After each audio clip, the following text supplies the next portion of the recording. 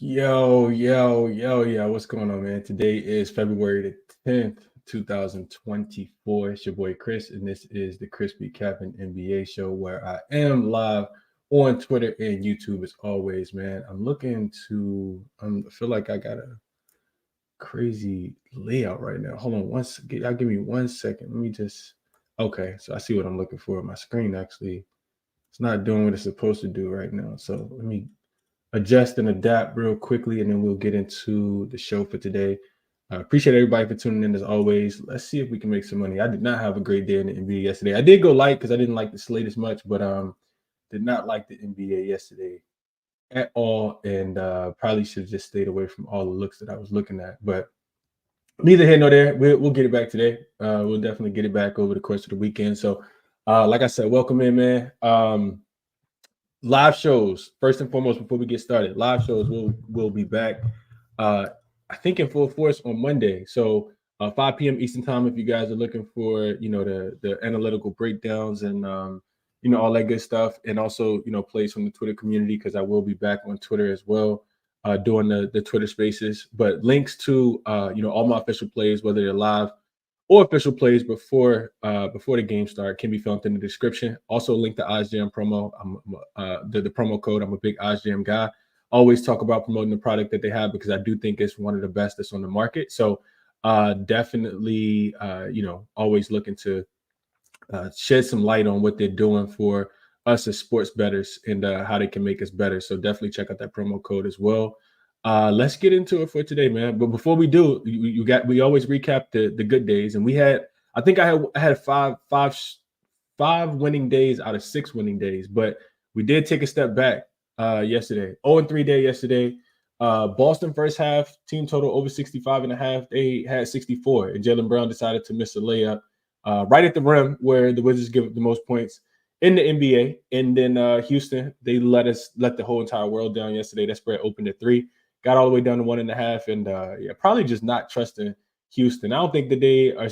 I think that they're serious about playing basketball. They just don't have enough offense, especially not Fred VanVleet being out there. So that was a loser. And then Denver team total over 114.5. I actually played this before Michael Porter Jr. got ruled out, and KCP also got ruled out. And both of those guys were listed as probable yesterday, thinking that they would be able to go into Sacramento and score last night, and they just weren't. So it is what it is, but like I said, we'll get it back. Not too worried about it at all. Let's jump right into it for today, man. We got a lot of games on the board today, so I'm gonna be pretty quick with the analysis, and we'll get through the games as quickly as we possibly can. But definitely wanted to just kind of give you guys my thoughts. So Thunder and Mavs, you got the Mavs getting 2 points as a home dog in this game. The total opened at 240.5, and the total is now down to 239. On most books. And I think contrarian under, and me, I always trying to be contrarian. But let's start with the injury report. So Dallas, they will be without Lively today. I'm not sure. I'm guessing PJ Washington makes his debut today, but I'm not 100% sure. And for OKC, Isaiah Joe did practice yesterday. He could make his return. I think he's dealing with I know it's a back injury, like a sternum injury. So looking at the teams, first off, you got OKC 15-10. OKC 15-10 straight up on the road. They're 14-11 against the spread on the road. This is a team that has been pretty profitable on the road. However, you typically take them as dogs on the road, even though they have been covering some numbers as favorites on the road as well. You look at Dallas at home, 14-13 straight up at the crib, but they are only 11-16 against the spread at home, even though we just saw them go on the road and rack up some wins. They needed that confidence boost in a 3-game road trip that they just had. OKC last 10, 7-3 straight up, just 4-6, however, against the spread in their last 10. They still will be without Derek Lively in this game. He of course messed his nose up and has missed that whole road trip. But OKC is rested in this spot. I think that's the biggest thing that kind of sticks out to me. We know that last game was a super flat spot. They were coming off the overtime game against the Portland Trail, against the Toronto Raptors, and then they had to play on the second leg of a back-to-back. I think they had a day rest, but it was like a fifth game in like 9 nights or something like that when they played against the Utah Jazz. But now you get them rested. This is actually the first time I think all season you get them in a nice rest spot. They have 3 days of rest in this spot compared to only 1 for Dallas, and I think that's a big part of the handicap here. If I'm playing the game, I think I do like OKC as well. with them, like I said, having 3 days of rest compared to just one for Dallas. It's also the first leg of a back-to-back. They do play Sacramento tomorrow. And for Dallas, like I said, it'll be the first time playing since all of those traded players. So they should get, Daniel Gafford should be available for this one. PJ Washington should be available. So I think Dallas will have a pretty full squad. Of course, you got to subtract Seth Curry, who wasn't really too much a part of the rotation, and Grant Williams. But this will be the first time, getting PJ Washington and Daniel Gafford into the starting lineup, which is probably going to be good for Dallas. I think that's Daniel Gafford is a really nice insurance policy, and he'll be able to kind of, I don't think it'll be too much of a drop off when Derek Lively goes to the bench, because I do expect Lively to still, be in the starting lineup when he does make his return. We'll see though. So looking at this game from a betting trends perspective, the Mavs are just 4-7 straight up and against the spread as home dogs this season, including 4 straight losses and 4 straight non-covers, 4 straight unders in that spot as well when they're home dogs, including 2-7 straight up and against the spread with Luka playing in those games. They are, however, 1-1 straight up and against the spread with Luka and Kyrie in those games as home dogs. They're also 2-0 to the under with Luka, Kyrie in as a home dog. You look at the Thunder, one thing I wanted to kind of zoom in on was how they played as road favorites when they're only expected to win the game by, one possession. And they're just 3-4 in that spot when they're laying 3 points or less at the crib. So if I had to play the game, and also I think from a head-to-head perspective, we were on OKC in that last game when they played in Dallas earlier this season.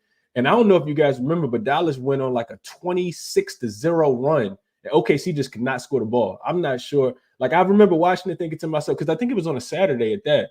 I remember watching the game thinking to myself, like, this is absolutely crazy. I cannot believe this happening. And OKC was able to get a couple stops, but what Dallas was doing, I vividly remember it. They were double teaming Luka, getting the ball. Double teaming SGA, getting the ball out of his hands, and nobody for OKC could make a play. So if that's the case here, I do think that you need Isaiah Joe in. He's their best 3-point shooter in this game. And granted, they got a lot of guys. J-Dub is going to be healthy in this game. Of course, Gordon Hayward's not going to make his official debut until after the All-Star break. But I do think that OKC has enough in this game. And I want to play the under, but I can't get there, man. These are two dynamic, explosive offenses. And it makes sense to play the under because OKC is still a top 4 defensive rated team on the season. They're rested in this spot as well, and they're coming off the loss to the Jazz, so they'll probably be motivated in this spot. But Dallas, revenge on their mind. Their defense has been a little bit better lately as well. They're 4-1 to the under in their last 5 games. They've held 3 straight opponents under their team total, and surprisingly, they're 5-2 to the under in games with Luka and Kyrie in and Derek Lively out. You would think that they would go over just because you don't have Lively, but this team has kind of picked it up defensively a little bit. But if I'm playing the game, I still think OKC is the better team. I'm just not sure if they'll be the better team in this game specifically. So no play for me. I do lean towards the under, but probably not going to get there. This seems more like a live betting spot to me. And those are my thoughts on this one. Let's keep moving. Next game up. And I also want to mention that game, the OKC game, going back to OKC real quick, OKC and Dallas, this game is going to be played at 3 o'clock Eastern time. So early start time, I would definitely, I didn't really look too much into that, seeing how each one of these teams play. I will say, I don't know how many early start times Dallas has had. I know they had one against Phoenix, I think, earlier this season. OKC just lost outright as 15.5-point road favorites on two Sundays ago when they were when they were in Detroit. So maybe the earlier start time affects them a tad bit more. However, like I said, 3 days of rest in this spot, so could not talk anybody off there. Let's keep going. Next game up, we got Detroit and we got the Clippers, and I got to go a little bit faster. Detroit and the Clippers. So this is also an early start time, right? And I think that's what kind of caught my attention for the last game. The Clippers have not been great in these earlier start time games. However, they are a little bit more rested. And this Detroit team, even though they did get two really good wins on this road trip to start off, they beat Sacramento, outright is what it was, 13.5, 12.5-point dogs, and then road dogs. And then they also went into Portland. I mean, everybody going into Portland and getting wins right now. Portland not serious about playing basketball, but that was impressive because they did go down early in that game, and you kind of seen them kind of rise to the occasion in the second half, and and win that game. Matter of fact, let me check something real quick. I didn't stay up to watch that game. I want to check something. So that Denver, that game in Portland, that game went to overtime. Yeah, that makes a lot of sense. Okay. Yeah, I thought so. I just wanted to double check. So looking at the spot, we don't want to play on teams that's coming off 2 straight outright wins as dogs first and foremost. So that's a fade of the Pistons. You also got the Clippers back at the crib. In that first game back home for them was a super flat spot, right? They had the Pelicans. They had played 8 games in 13 different 8 games in 13 nights in all different cities. So that was a super flat spot for Detroit. Kate is going to be available. I'm interested to see, and I'm guessing these guys are going to play. But all the guys that Detroit traded for, Evan Fournier, Malachi Flynn, Quentin Grimes, Shake Milton, Troy Brown Jr., Fontecchio, all of those guys should be available for this game. So spot wise, you're looking at Detroit, 3rd game in 4 nights, 4 more games left on this road trip. The Pistons are 2-4 straight up, 3-3 against the spread when they're playing in these earlier start time games. I mentioned they just beat OKC outright as a 15.5 point dog. They were at home in that spot. And then you look at the spot for the Clippers, 2nd game back home for them. They do host Minnesota on Monday, but they probably want to get that bad taste out of their mouth by losing to the Pelicans the other day. So potential look ahead spot. I'm not sure how much they factor that into this one. This is the early start time where the Clippers are just 1-2 straight up, and it gets to spread this season when they're playing in these games with these earlier start times. So the play for me in this one, and I got to go ahead and lock this in because I handicapped it last night and didn't play it, but the total actually opened at 237.5. I will be taking the under, and I totally forgot about Detroit being, in this game with all those new players. I think that's a big part of the handicap. No chemistry or camaraderie. Of course, you still got Jaden Ivey. You got Cade Cunningham. You still got, Duran, who's been absolutely balling. But I do think Detroit really struggles in this spot. I think their team total is like 110.5. And we know the Clippers can play and, go out there and score. They're one of the best offenses in the league. And a guy like Paul George, who played so bad in the last game, probably is going to bounce back in this one. However, I do think that this game could I like the under. Let's just put it like that. I like the under a lot. I think Detroit going to struggle chemistry-wise. Also coming off the overtime game, 3rd game in 4 nights. I'm not playing the Clippers on the spread. I think it's a tad bit too big, but it wouldn't surprise me if they were able to cover this one. And that's saying a lot because Detroit has been covering machines. They're 8-2 against the spread in their last 10. However, the Clippers 7-3 against the spread in their last 10 as well. So and both of these teams have winning records as far as where the site, right? Detroit 13-11 against the spread at home, and the Clippers 14-10 against the spread at Detroit 13-11 against the spread on the road, and the Clippers 14-10 against the spread at home. So big number. I can't quite get there with the Clippers laying this type of number, but Clippers team total over. But I do think I like the under a little bit more. I'm not sure if the Clippers will need to score that many points. Under 236.5 is the best number I saw right before the show, -112 on Unibet. And I got a super strong trend to kind of back that as well. But I'll save that. Let's keep going. Next game up, we have the Spurs, who will be getting a couple of these games. I ain't gonna have too much on, so we'll get through those games pretty quickly. We got the Spurs in Brooklyn tonight. They will be getting 5.5 points. This line opened at 6, and you see money come in on San Antonio on this spot. And I'm always hesitant to take points with San Antonio. For the full game, right? I just see their offense run out of gas so frequently. I'm not a big fan of the San Antonio team, especially what Greg Popovich does with Victor Wembanyama's minutes. Like, I think he only played like 18, 19, 20 minutes in that last game against Orlando. And everybody was wondering why Orlando was laying 11.5 and, scared to take the number. And they ended up covering the spread pretty easily. So if you like San Antonio, I think you get in and get out. For Brooklyn, San Antonio didn't make a lot of trade moves. They did lose Doug McDermott, and they will be. I think this is the 3rd game of a 6-game road trip for the San Antonio Spurs. 3rd game in 4 nights for them as well, because they are coming off those back-to-backs against Miami and Orlando. But Brooklyn, Lonnie Walker didn't play in that last game against Cleveland. He's upgraded to probable with the hamstring injury. Cam Johnson looked like he's going to continue to be out. Dorian Finney-Smith looked like he's going to be out. But you do get Schroeder and Base Diop. They both will be available to make their debut for the Brooklyn Nets tonight. And I think that'll help. You need a point guard in there, right? And that's one of the problems that they had. I mean, you got Ben Simmons, but I don't. You know what? I'll just leave that right there. I'll leave that right there. I'm not going to touch too much on Ben Simmons, but I do think that this one. I'm not a big fan of the Brooklyn Nets. I think you guys probably know that by now. And the San Antonio Spurs, I'm not either. So I won't, this is not a game that I'm super interested in. I do think that, chemistry, camaraderie issues, we could see that with Brooklyn. San Antonio being a little bit more rested in this spot. And Brooklyn's they've been bad, man. 3-7 straight up and against the spread in the last 10.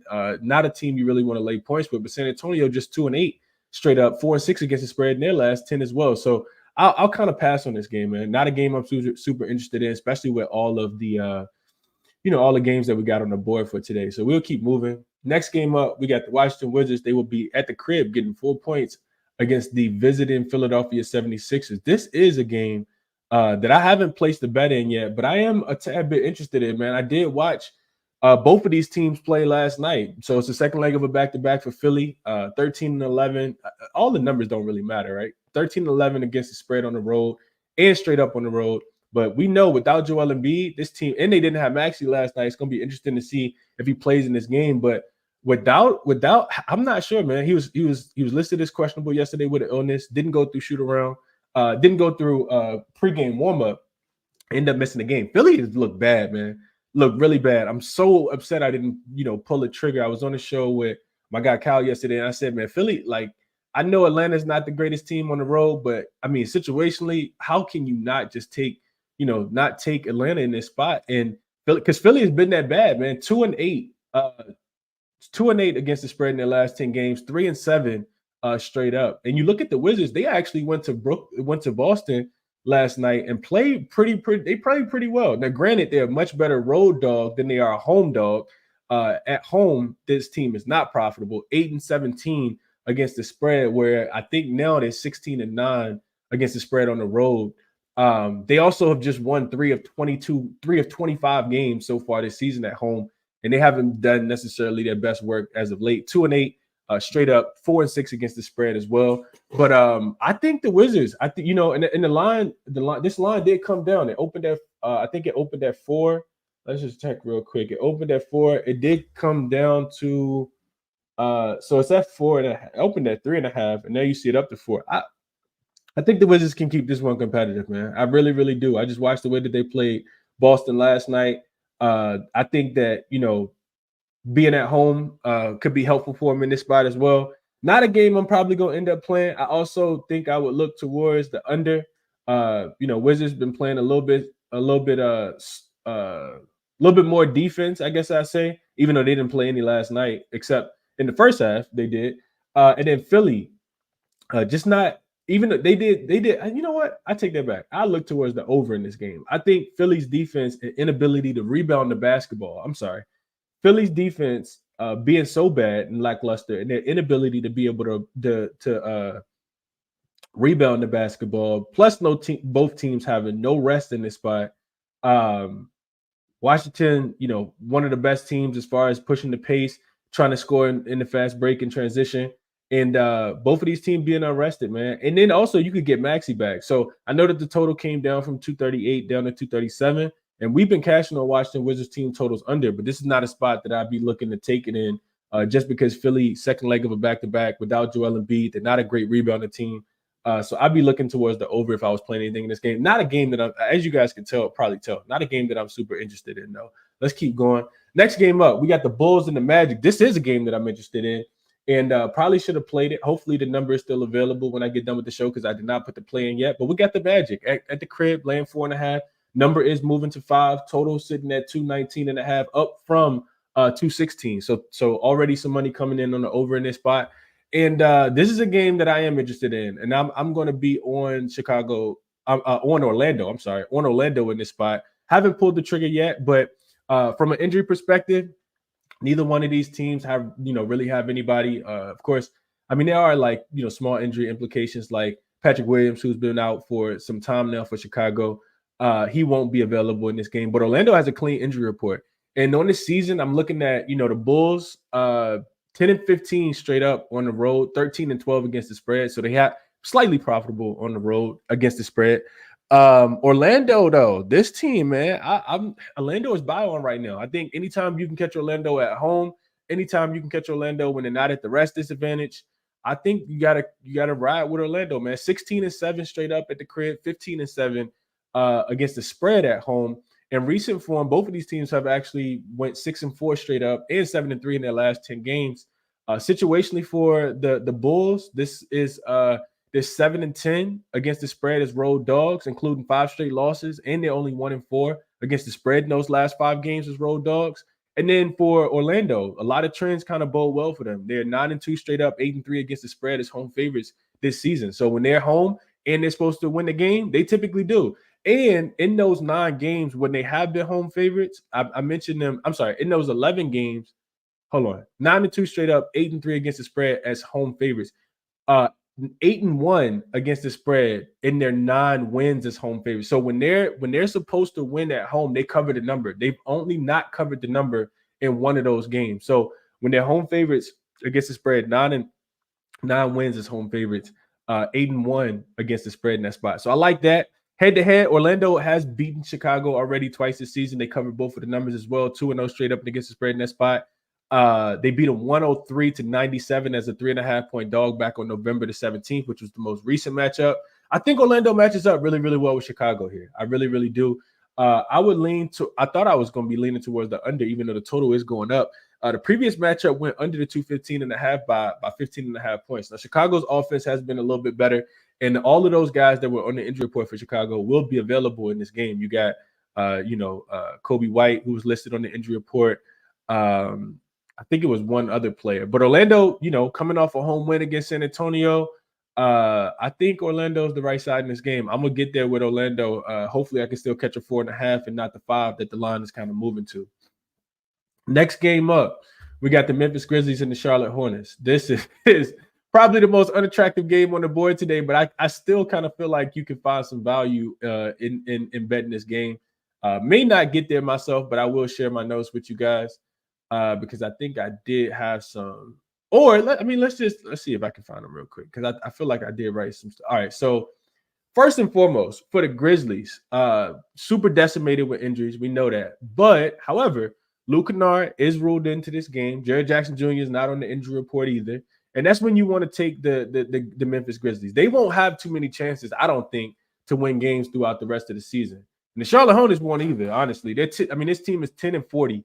The Charlotte Hornets are straight up on the season, just 5-21 against the spread. They also don't cover at home, just 10-16 against the spread at home. And you are asking Memphis to win the game because they are 3-point favorites in this game. But I think that they can do so, man. They are 16-12 against the spread on the road, 7-3 against the spread in their last 10 games, whereas Charlotte 3-7 against the spread. And they had to play last night. And I think that's a big, big fade for me in this spot for the Charlotte Hornets. They got their doors blown off last night against the Milwaukee Bucks. They were down by 50, I think, at one point in that game. And situationally, like I said, second leg of a back-to-back. This also just outside of the second leg of the road home back-to-back for the Charlotte Hornets. This is the 4th game in 6 nights. They've been playing a ton of games, 1-7 straight up, but 5-3 against the spread. Losing by an average of 13 points per game when they're playing unrested this season are the Charlotte Hornets. They rank 26th in offensive efficiency and 25th in defensive efficiency. So Memphis, I think they turn up in this spot, man. First game between the two teams this season, and Memphis also coming off, quite a few losses as well. So, like I said, Memphis won't get a chance to win too many more games. You got Charlotte without PJ Washington now. Grant Williams and Seth Curry might make their debut in this game, but I still like Memphis in this spot, man. I think just how hard they play. Vince Williams Jr., John Conchar, Jared Jackson Jr., Derrick Rose, who's listed as questionable for this game. I think Memphis is the right side in this game. If I was going to be playing a side, I do think that they could win this game by 3 points. Charlotte Hornets, also it's a weekend too. Charlotte, they're not concerned about winning basketball games, man. This team is terrible. Next game up, real quick on this one, we got the Cleveland Cavaliers, who will be in Toronto, looking for revenge against this Toronto Raptors team as well. Toronto Raptors beat them in the head-to-head matchup 124-121 as 2.5-point favorites. Toronto Raptors were 2.5-point favorites in that last game. I think that game was played on January the 1st, if I want to say. This was right after the OG Anunoby trade. So you got some revenge on the mind of the Cleveland Cavaliers this season. I've given out those numbers before. I don't have them right in front of me, but I want to say they're 6-3 straight up and against the spread in revenge games this season. They're catching this Raptors team on the second leg of a back-to-back as well. And we know how good the Cleveland Cavaliers have been, man. 16-8 straight up on the road, 13-11 against the spread on the road. They win the games. I think they've won 16 of their last 17 games. 6-4 against the spread in those last 10 games. And there was a point in the game against Brooklyn where Jared Allen and Ben Simmons got tangled up, and like some pushes happened. And what did Brooklyn do? Well, Brooklyn conceded. What did the Cleveland Cavaliers do? They proceeded to go on. I think it was like a 20-0 run, a 16-0 run, something like that. And I think with revenge on their mind in this spot, I think the Cavs are still the right side. Super square play, of course, but I did play the Cavs in this spot. Minus the 8. I think it'll be a double-digit win against the Toronto Raptors. Now, mind you, the Toronto Raptors did win last night against the Houston Rockets, but the Cavs are just playing basketball so well right now. Really, really hard to fade this team. They've made us a ton of money, so I'm cool with backing them, even laying the 8 points on the road in this spot. Just don't think that, even with the Raptors being a little bit more healthy, right? And they should get the guys that they got traded for. The Kelly Olynyk should be available in this game, even though he wasn't in the game last night. And I think it was one other player that's supposed to be on their way to Toronto in this game as well. Let me see. I feel like I just saw it. Obaji. Obaji should be available for Toronto in this spot as well, but still give me the Cavs. I'll take the Cavs minus the 8 in this spot. Third game in 4 nights for this Raptors team, and fourth game in 6 nights for them as well. Like I said, I'll take them. I will definitely take them in this spot. Also considered Cavs team total over as well. I do think the Raptors are going to get out and try to run in this spot, but we'll see. I already played the Cavs minus the 8. Only played it I officially locked in so far. Let's keep going. We got Rockets and we got Hawks. This game will be in Atlanta tonight. 2 more teams on the second leg of back-to-backs as well. And the Rockets let me down big time last night. The injury reports for these games have not come out yet. So if you guys wanted to wait on that, I don't think there's anything wrong with that. Houston we already know will be without Fred VanVleet. And I kind of feel like I don't want to touch Houston without Fred VanVleet throughout the All-Star break, because I think that he's supposed to come back after the All-Star break. Atlanta in this spot could get DeJounte Murray back. He's been suffering with that lower back tightness. And I don't think I saw anybody else pop up on the injury report for the Atlanta Hawks. Let me just double check real quick. Patty Mills, questionable with an illness. Let's see. Wesley Matthews, questionable with an illness. Cam Whitmore on the opposite side listed as questionable with an ankle injury. And that I think that's big, because when you're playing against Atlanta, first of all, we know Houston doesn't play as much defense, or they can't put it together on the road for whatever reason. 5-18 straight up, 10-13 against the spread on the road. Failed to cover last night.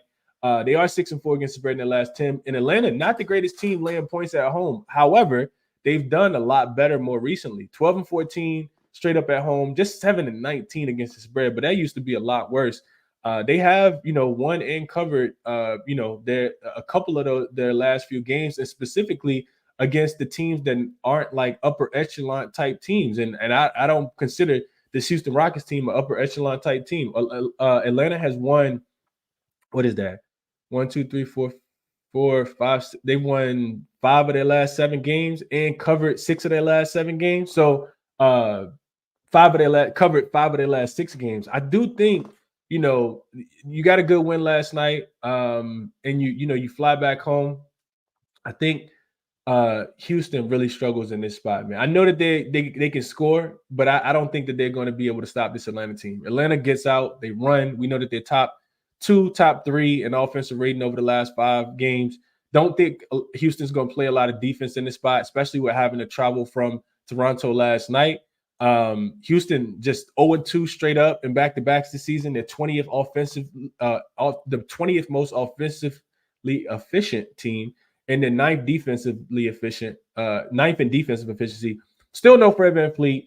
The Atlanta Hawks aren't too much better on the second leg of back-to-backs. They're 0-2 straight up on the season. They're -4 in point differential. They are still 13th in offensive efficiency, and their defense actually gets better on the second leg of a back-to-back, because they're 8th in defensive efficiency throughout those few games. Trend-wise, this season, when 2 unrested teams have faced off, if the home team is favored, they're 11-3 straight up and 8-6 against the spread. Also 10-4 to the over in that spot. So, I think this total is going up, and that makes a lot of sense. You just watch Atlanta gave up 120 points last night to Buddy Hield and Cam Thomas.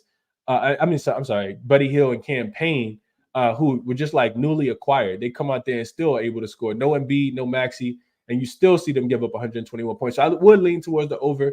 I may get involved, but I do want to check the injury report before I play this one. I do think Atlanta's the right side. I think that they can win the game, and I do think that they can win by 2 possessions. So if I'm playing it, I'm taking the over. If I'm playing it, I'm laying the 4.5 points with Atlanta in this spot as well. Continuing on, this is a game that I kind of feel like we need the injury report for. So the Pacers will be in Madison Square Garden. I feel like these two teams just played. That's because they did. Laying 3.5 total, open at 231.5, up to 233.5 now. So the big news in this one, of course, is Jalen Brunson, who missed the last game. He is listed as questionable in this spot. No idea. Haven't really jumped into the injury report. Deep dive the injury report to see if Jalen Brunson is going to play in this game. But I mean, that's significant. You can't play the game without Jalen Brunson. Also, you got Jericho Sims, who's missed some games with an illness. He's listed as questionable. OG Anunoby already ruled out. Of course, no Julius Randle, no Mitchell Robinson, and Hardenstein is also listed as out. So, Precious Ochoa should get big minutes. Josh Hart should have big usage. And then on the opposite side, Halliburton has been ruled questionable. He's been playing in all these different games with the hamstring injury, but Jalen Smith is listed as questionable with the back injury. So you do get some reinforcements as far as Miles Turner, as far as Ben Mathurin for the Indiana Pacers. I think they did come back and play in that last game, and they got smoked. The Golden State Warriors came, specifically Steph Curry came out in the first quarter and was like, yeah, we're going to win this game and ain't nothing y'all going to be able to do about it. The Golden State Warriors held this Indiana Pacers, the number 1 offense in the league, to 109 points and smoked the boots off of them, 131 to 109 just a couple nights ago. So now, you get Indiana, no look ahead spot because they got Charlotte on Monday. And for the New York Knicks, this is a 6th straight home game and last home game before they actually go to Houston to take on the Rockets on Monday. So a game where you kind of need the injury news. I do think without Jalen Brunson, I can't play the Knicks, and I'd be looking towards the Pacers. And it's difficult to lay points with the Pacers because their defense is so bad. If they're playing anybody that's not the Charlotte Hornets, they're giving up 130, 125 points, it feels like, every single game. So just extremely inconsistent team here. Don't really have a strong look. I would need the Brunson news. If Brunson is in, I think I would look a little bit more towards the under. I feel like the Knicks games have been going under just because they're playing really good defense, the best defense that they can, but they just don't have a lot of offense. I mean, you got DiVincenzo out there shooting the ball 30 times, but they're playing at one of the slower paces as well. And they're still 7-3 to the under in their last 10 games, even though the Dallas Mavericks and the Memphis Grizzlies games did go over the total. So this total, of course, a lot higher at 234. Those totals were 223.5 and 213. I think this one goes, a little bit, the Knicks slow the paces down, which is what we saw in the last game. Their total was 235.5, and it went under. This total opened a little bit lower, and I think that this one goes under as well. So those are my thoughts on this game. Like I said, not a game that I'm playing. I definitely need the questionable Jalen Brunson to decide whether he's going to play in this one. And this is also a late start time. So I think it's 2 more games left? Yeah, 2 more games left. So I'm actually doing pretty good on time. And if you guys join late, do me a favor, hit the like button, subscribe to the channel if you haven't already, and turn the notification bell on so you guys do know when I go live. Could potentially do a night show tonight or maybe a morning show for tomorrow's card. All right, so looking at this Suns and Warriors game. So Suns been balling, man. It's difficult. And so let's just start with the spread. So you got the Suns, who will be laying 2 points. This line actually opened at 1 last night. And money, coming in on Phoenix in the spot.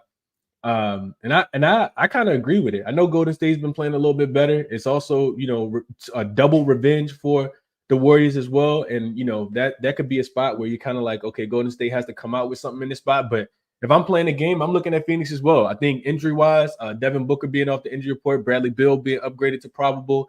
They also have Royce O'Neal, who's going to be available for this game, and David Roddy. So you get rid of Bates Diop, of course, and who else did they get rid of?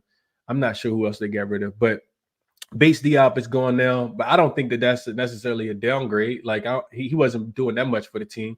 think Chris Goodwin also gone from this team, and he was kind of getting played out of rotation. So Phoenix healthy. This is going to be the healthiest they've been. Royce O'Neal is like a glue guy for me. He comes in, he can score the ball, he can shoot the three. He, super unselfish. He can defend. I like Royce O'Neal. I think it's a really, really good pickup. And David Roddy is a dog too. So I think you get that dog, especially on the defensive end. A guy that's going to play hard, bring a lot of energy and effort. I like the pickups for this Phoenix Suns team. But outside of that, Golden State, they don't have a lot of guys on the injury report. I did see last night that Gary Payton II has been taken off the injury report. He could potentially return in this game. Klay Thompson missed the last game with an illness in Indiana. He will be good to go. Not sure what that means because he's been playing so bad lately. But looking at the Phoenix Suns team, they coming off the win against the Utah Jazz the other day, and we know that they play their better basketball at home. On the road. 15-10 straight up out of Phoenix Suns on the road. 12-12 against the spread. 12-12-1 against the spread. You're really just asking them to win the game in this spot. And Golden State, for whatever reason, they play better on the road, and we just kind of saw it. They went on the road and did really, really great in all of those spots. Starting with, I think that first game was against the who did they play first? They played the Memphis Grizzlies, I want to say, and were able to to win that game. And yeah, Memphis Grizzlies. They did lose to Atlanta, but they beat Brooklyn, beat Phoenix, beat Philly, and beat Indiana. So 4-1 on that road trip, 4-1 against the spread as well. They have won and covered.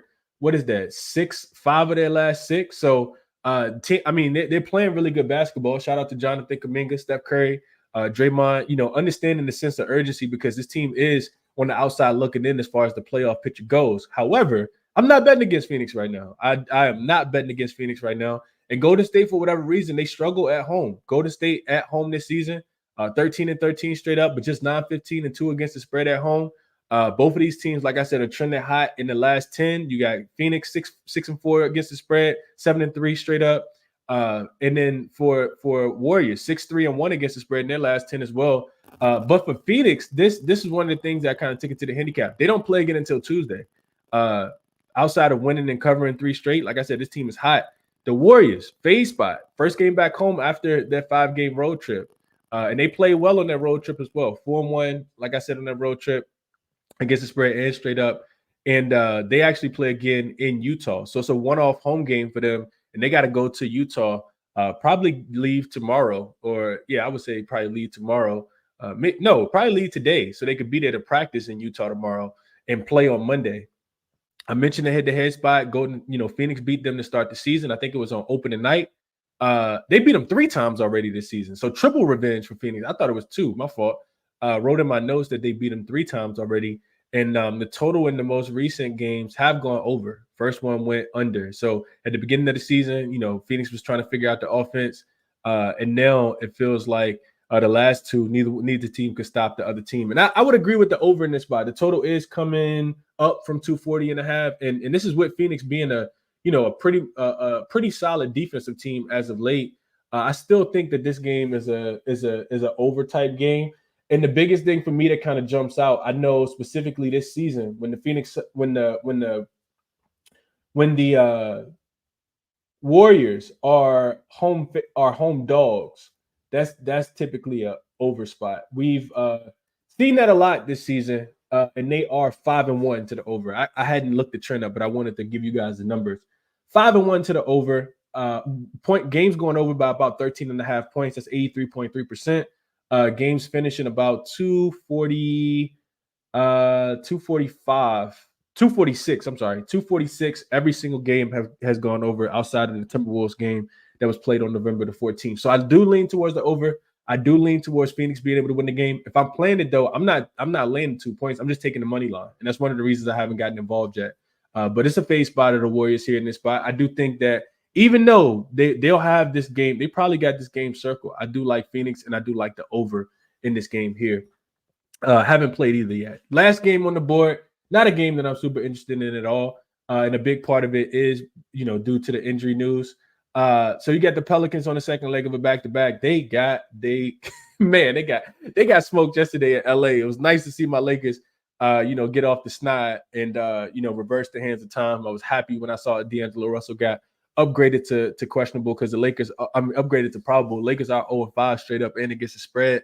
without D'Lo this season. But you get this Pelicans team probably a little motivated in this spot. Maybe. I'm not even sure if they're going to be motivated in the spot because I do think that you got to look at the injury report. A lot of the times when the Pelicans play on Friday, they could care less about the game on Saturday. And it's typically because they win the game on Friday, and it's typically because they play in a non-conference opponent, and they don't take those games seriously. They should want to win this game. And honestly, I don't think the Blazers want to win the game. The Blazers already ruled out Anthony Simons. You got Scoot Henderson listed as questionable, Brogdon, and Ayton listed as questionable. So, I mean, that's pretty much your whole, like a lot of your rotational pieces outside of Jeremy Grant and Jabari Walker.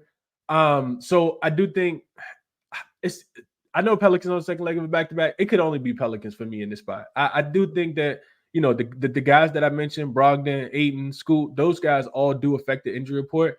But the Pelicans are much better than they played last night. But does Zion play on the second leg of a back-to-back? Najee Marshall, does he play on the second leg of the back-to-back? And Jonas Valanciunas. All three of those guys were listed as questionable yesterday. I'm not sure if they're going to play on the second leg of the back-to-back. The Pelicans are 3-4 straight up on the season unrested. And that's what I mean. Like that's what makes this game so difficult.